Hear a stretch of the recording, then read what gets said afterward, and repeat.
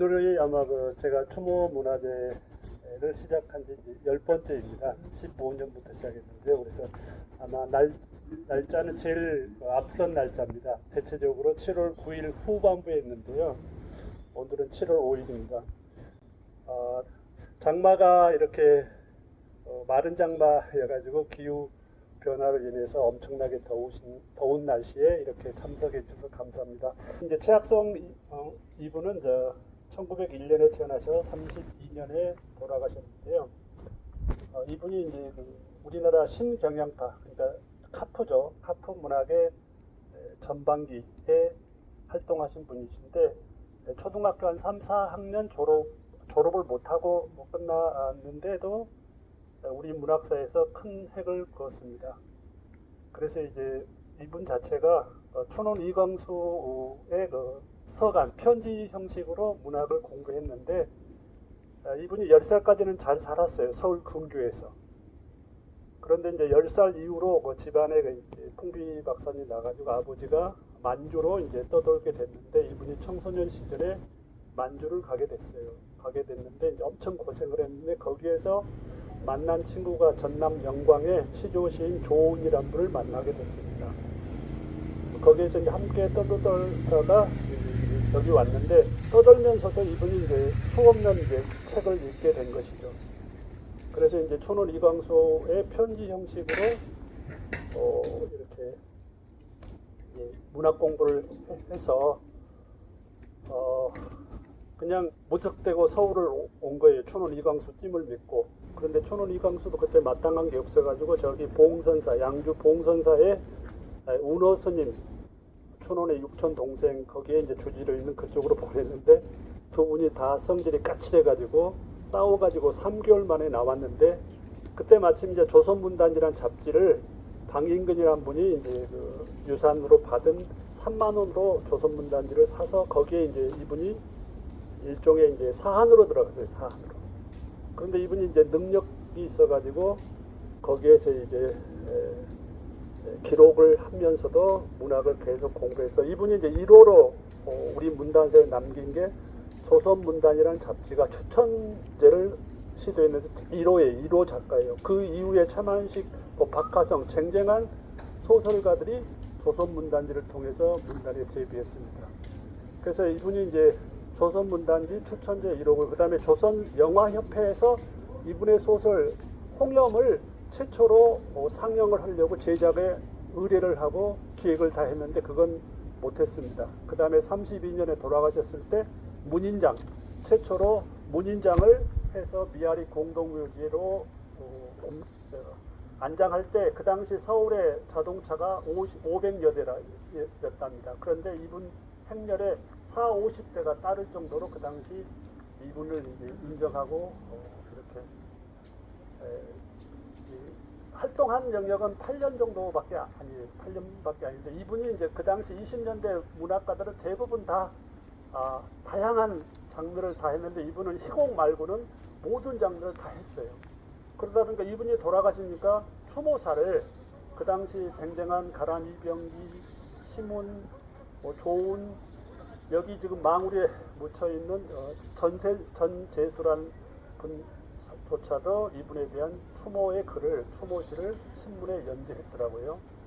그 다음에 이제 이분이 높이 인정하는 것은 뭐냐면, 윤동주 묘지를 최초로 이제 국내로 한 일본 윤동주 연구가 지금 현재 한국문학관의 2만 여점의 자료를 기증하신 분이 있어요. 마사오 교수. 그분이 이분에 대해서 높이 인정을 해서 최초 연구는 이분을 하셨어요. 그 다음에 서울대 김윤식 교수 같은 경우는 20년대 우리 글에서 의병이라는 단어를 전혀 찾을 수 없는데, 이 최학송의 글에서는 의병이라는 단어를 썼다. 높이 인정을 받아요. 그래서 이분이 이제 32년대에 미아리에 묻혀 계시다가 58년도에 이쪽으로 오셨을 때 성북동 비둘기 김광섭 시인이 주도해서 여기 모셨는데, 그 당시 이제 58년도에 묘지 관리인이 시인 김광석으로 되어 있더라고요. 근데 제가 2002년도에 여기 다니면서 이 묘지 끝을 보고 올라와 보니까 제가 사진에 올린 그와 같은 묘 형태로 이루어져서 2006년도에 최초로 제가 비밀통장, 집사람 몰래 비밀통장을 만들어서 봉분을 3번 해드렸는데, 3번째는 저희 고등학교 동기가 사업한 친구인데 봉급쟁이가 이렇게 남몰래 일을 한다 해가지고 3번째는 친구가 후원해 줬습니다. 그래서 지금 이 상태가, 묘 상태가 지금도 이렇게 이제 이렇게 많이 끼고, 또 지금 현재 기업봉사단 이름 여러분이 이제 이렇게 합표해가지고 이와 같은 형태의 묘역을 이루고 있습니다. 하여간 여하간 어떤 형태든지 100년, 이번에 100주년 때 조그만 학술대회라도 할 의향으로 이렇게 하고 있습니다. 제가 지금까지 받은 후원금은 간음사 보화종로, 개보수 그쪽으로 다 넘겼습니다. 그 중에 특히 구상 선생님의 따님, 구상 선생하고 이중섭, 여기 묻힌 이중섭과의 관계는 아시죠? 그 구상 선생님 따님이 이중섭이 그린 태인의 가족, 구상내 가족의 그림을 국립현대미술관에서 14억으로 인수를 했어요, 작년에. 그런데 그 1,000만 원을 간음사 보화종로에 이렇게 후원한 그런 일화가 있습니다. 최학성과 여기 망우리에 묻혀있는 분들과의 관계는 우리에서 오는 통일에 작시한 안석영이라는 분 있죠. 안석영과 함께 카프 동인이었습니다.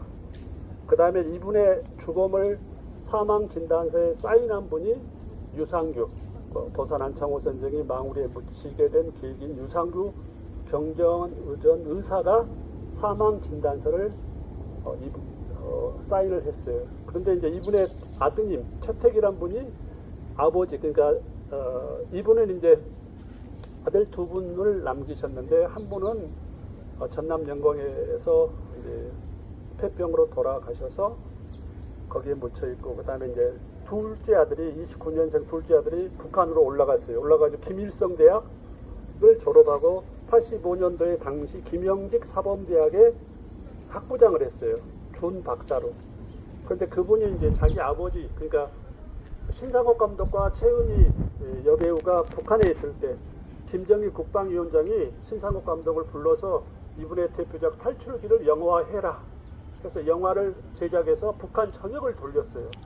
그런데 둘째 아들 입장에서는 옛날로 말하면 성원을 입었잖아요. 그래서 자기 집 가게, 자기 아버지 최학성의 일대기를 북한의 조국이라는 잡지에 수록했어요. 거기에서 이제 이분의 주검을 어떻게 말했냐. 길거리에서 가다 그냥 죽었다 이렇게 했는데, 이분은 헌혈도 하고 병원 기록이 정확하게 남겨 있어요. 이분의 병상, 투병 일지 자체가. 그런데 이분 아드님 입장에서는 이제 북한 입장에서 미화하려고 길거리에서 돌아가신 걸로 이렇게 기록되어 있습니다.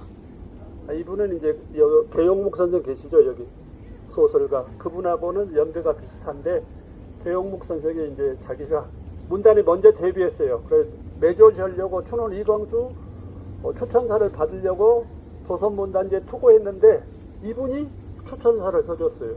그것도 추천사를 잘 썼다가 아니라 그냥 어쩔 수 없이 내가 추천사를 써준다, 이런 형태로 쓰다 보니까 살아생전에 계용묵 선생하고는 앙숙이었어요, 앙숙. 그런데 이제 이분이 돌아가시고 나서 계용묵 선생이 후원금, 그 다음에 이제 문단 이런 작품 정리를 해 주셨다는 그런 일화가 있습니다. 이분은 인상은 아주 얼굴도 시커멓고 등치도 크고 아주 호걸상인데, 성격은 굉장히 여러 여러분과 이렇게 교류한 무골호인이라고 이렇게 정평이 나 있는 분입니다. 그래서 저와 같은 또랑 시인이 어떤 인연으로 이렇게 인연을 맺어서 이기까지 않는지, 통일이 되면 이분의 평양의 손자 5분이 대학 나오고 평양에 살고 있다고 둘째 아들이 그렇게 표현했습니다. 그래서 남북 관계가 좋아지면은 손녀들이 여기 와서 이렇게 성묘하는 그런 날이 오기를 기다리겠습니다. 예, 고맙습니다.